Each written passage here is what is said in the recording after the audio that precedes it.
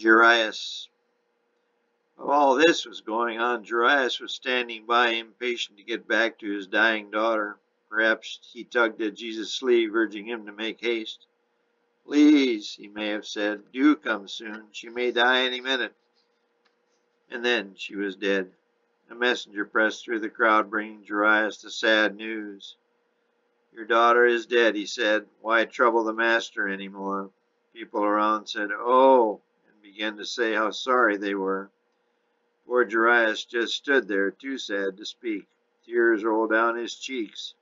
He had loved his little girl so much. Jesus looked at him in great pity. Don't worry, he said. Only believe.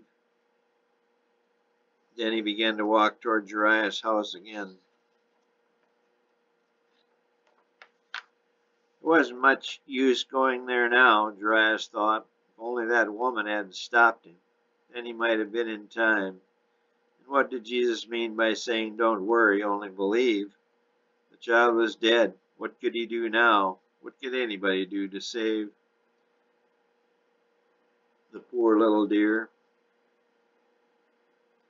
The crowd tried to follow Jesus, but he asked them kindly but firmly to go away. It wouldn't be proper for so many to visit a home so full of sadness. Peter, James, and John could go with him, but no one else. He was quite strict about it, and the people obeyed him. And the little group drew near to Jarius' house. They saw a strange sight. Many of the neighbors were trying to push their way through the front door, but couldn't get in. The place was crowded with people. Some were friends of the family, some were just sightseers. From inside came sounds of weeping and wailing. It was the custom in those days to employ mourners who had made sorrowful noises at funerals, and these were doing their part well. They wept and wailed greatly, the Bible says. As Jesus arrived, the people gave way and let him in. Jarius and the 3 disciples followed.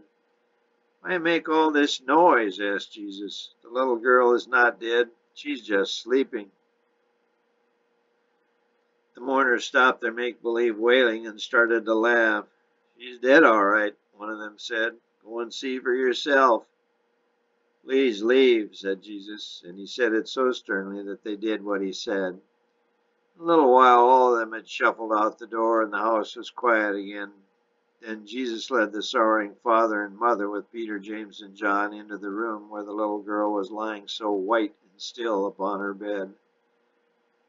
As father and mother sobbed in their grief, Jesus looked down at the child in great tenderness. Then he smiled at her and said, Little girl, I say to you, arise. It was just as though he had said, it's time to get up, darling, and she woke up right then and there. Then she jumped out of her bed just as if she had never been sick. And I wouldn't be surprised if the first thing she said was, Mommy, what are you crying for?